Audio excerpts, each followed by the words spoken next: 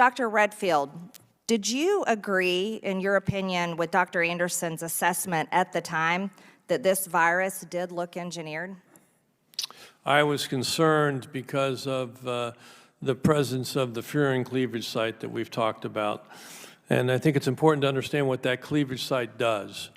That cleavage site totally changes the orientation of the binding domain of COVID.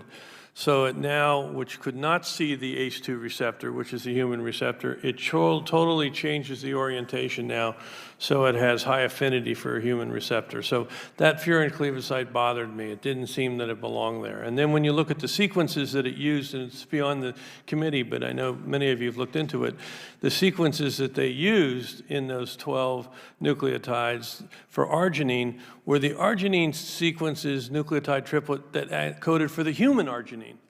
So why did this virus have the arginine sequences for human there, not bat? It was very disconcerting to me. It looked like this virus was engineered. Was this, what you're observing and speaking of, is this something that would be in line with gain-of-function research and the capabilities it would provide to the virus? Yeah, I mean, basically this lab published in 2014 that they accomplished in this, allowing the coronaviruses that they were working with in the lab to bind to the ACE2 receptor in humanized mice. And the only way they did that was by reorienting the binding domain. And it was clear to them at this time that that was likely the issue in their private conversations.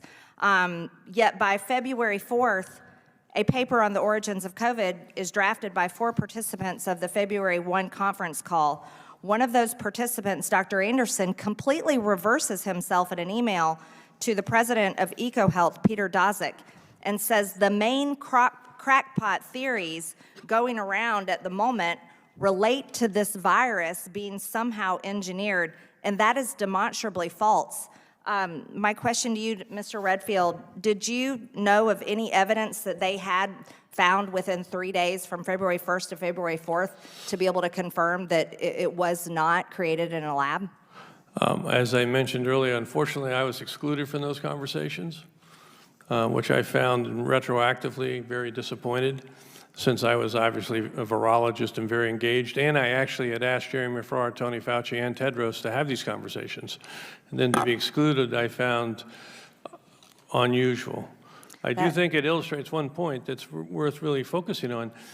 When you have a group of people that decide there could only be one point of view, that's problematic. And I'll keep going saying it's antithetical to science, and unfortunately that's what they did.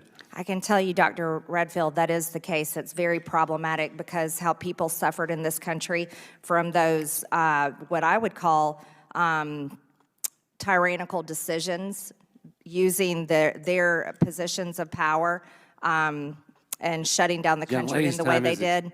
I think people definitely do feel that way. Thank you. I yield back.